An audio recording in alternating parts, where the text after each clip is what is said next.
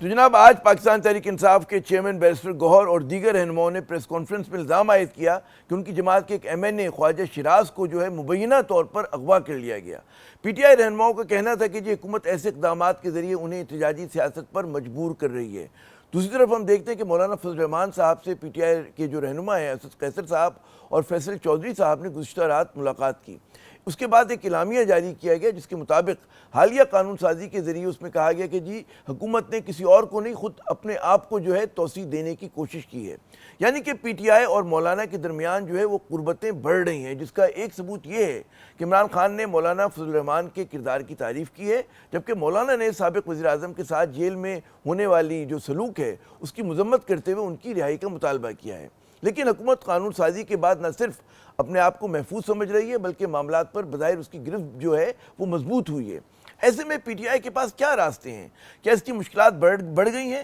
پوچھتے ہیں P T I کے رہنما اور معروف قانون داں محترم شعیب شاہین صاحب سے۔ شعیب شاہین صاحب، سب سے پہلے تو یہ بتائیے کہ آج ہم دیکھتے ہیں کہ پی ٹی آئی کے ایک ایم این اے ہیں خواجہ شیراز صاحب، ان کو مبینہ طور پر الزام لگایا جا رہا ہے کہ اٹھا لیا گیا۔ کیا پس منظر ہے؟ اس کے پیچھے آپ کے نزدیک کیا عوامل یا مقاصد ہو سکتے ہیں؟ جی سر، ویری سمپل۔ یہ جب سے الیکشن جیت کے آیا ہے اس دن سے لے کر آج تک اس کے پیچھے ادارے لوگ وہ پڑے ہوئے تھے۔ پہلے اس کا کاروبار بند کیا، اس کا پیٹرول پمپ بند کیا، اس کے گھروں پہ چھاپے مارے، لیکن اسپیشلی یہ جو آئینی ترمیم کے لیے ان کے اوپر پریشر ڈالا جا رہا تھا، اور وہ پچھلے مہینے ایک سے تقریباً وہ گھر سے باہر تھا، روپوش تھا نیچرلی، تاکہ ٹو اوائڈ ہم سیلف کہ وہ اس کو پریشر ڈال کے یا اغوا کر کے یا ظلم و تشدد کر کے وہ کسی بھی حوالے سے ووٹ دینے پہ مجبور نہ کیا جائے۔ آج پہلی دفعہ وہ جب گھر پہنچا تو فوری طور پر نامعلوم افراد آئے اور اس کو اٹھا کے لے گئے۔ لیکن مجھے سمجھائیے کہ بھائی ترمیم تو منظور ہو گئی، اس کے بعد جو بل منظور ہونے تھے وہ بھی ہو گئے، تو اب اٹھانے کی بقول آپ کے جو آپ لوگ الزام لگا رہے ہیں تو کیا مطلب ہے حکومت کو فائدہ ہو سکتا ہے اس کا؟ کیونکہ کسی بھی اس طرح کی کارروائی کا ایک مقصد ہوتا ہے نا، تو اب تو مطلب ہے ان کو جو اہداف حاصل کرنے سے کر لیے۔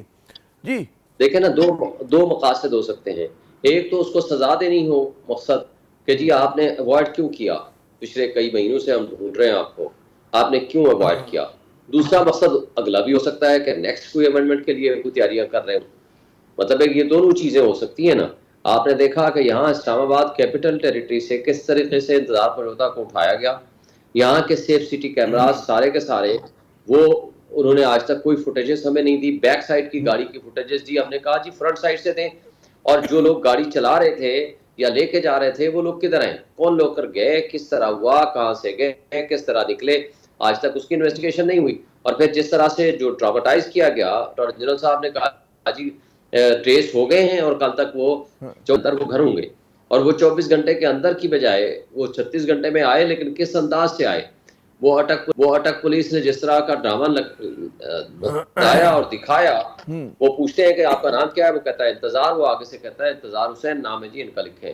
تو بات یہ ہے کہ اس انداز اور اس طریقے سے جو ہیومن رائٹس وائلیشنز ہو رہی ہیں، مسنگ پرسنز میں لوگوں کو اٹھایا جا رہا ہے، یا زور زبردستی کے ذریعے پارلیمنٹیرینز اگر اپنے پارلیمنٹ میں محفوظ نہیں ہیں، وکلا اگر اپنے چیمبرز میں محفوظ نہیں ہیں، اگر لوگ اپنے گھروں میں محفوظ نہیں ہیں۔ آپ نے آج سے کوئی چند دن پہلے یہ پریس کانفرنس بھی کی، اس کی بیگم نے حاجی امتیاز ایم این اے، اس کی سگا بھائی چودھری اعجاز صاحب ایم این اے F74 میں آئی تھنک یا F73 میں F74 میں وہاں جس طرح ان کے گھر پہ چھاپا مارا گیا، ان کے ملازمین کو مارا پیٹا گیا، اس کی بیوی کو مارا گیا، اس کی بچیوں کو، بیٹی کو اٹھا کر کے پھینکا گیا، تو یہ کون سے طریقہ واردات ہیں؟ یہ آخر ان چیزوں کو کیسے ہم جیسے لوگ جو ہیں شعیب شاہین صاحب ابھی تک خوشگمان ہیں کہ اس ملک میں قانون کی کچھ نہ کچھ حکمرانی تو ہے، تو کوئی آپ لوگوں کو داد رسی کہیں نہیں ہو رہی جب آپ پولیس کے اعلیٰ افسران سے بات کرتے ہیں؟ حکومت سے بھی اس معاملے پہ بات ہو سکتی ہے کہ بھئی اگر بقول آپ کے وکٹمائز ہو رہا ہو، یا آپ یہ سمجھتے ہیں کہ یہ جو ایک دعویٰ کیا جا رہا ہے، آپ کے جو سابق کچھ ساتھی دعویٰ کرتے ہیں کہ ایک پی ٹی آئی میں فارورڈ بلاک بنے گا، یہ اس کی طرف ایک کوئی مطلب ہے عملی قدم ہے؟ جی دیکھیں، مجھے نہیں پتا کہ یہ اس مقصد کے لیے یہ کر رہے ہیں یا کیا کرنا چاہتے ہیں، لیکن ایک بات تو طے ہے کہ ریاستی ادارے، اسلام آباد پولیس، یہ لوگ خود ملوث ہیں اس ساری غیر آئینی غیر قانونی حرکتوں میں۔ کیونکہ میں خود آپ کے سامنے بیٹھا ہوں 1,05,000 ووٹ دے کے باہر بیٹھا ہوں، اور وہ کٹ پتلی جیسے 50,000 بھی ووٹ نہیں لیے اس کو اٹھا کر کے اسمبلی میں بھیج دیا گیا.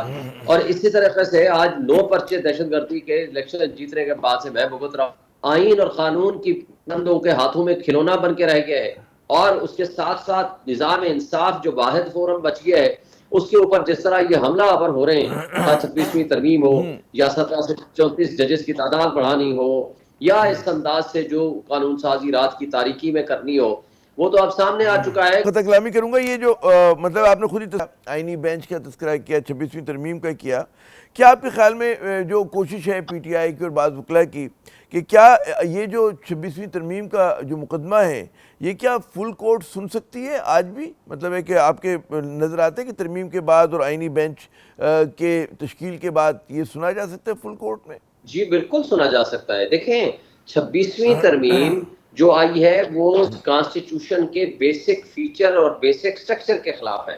اب جو تو اس کے اوپر سپریم کورٹ کے فل بینچ نے under the constitution they are bound ان کے اوتھ کے مطابق to preserve and protect the provisions of the constitution to protect the fundamental rights of the citizens of Pakistan.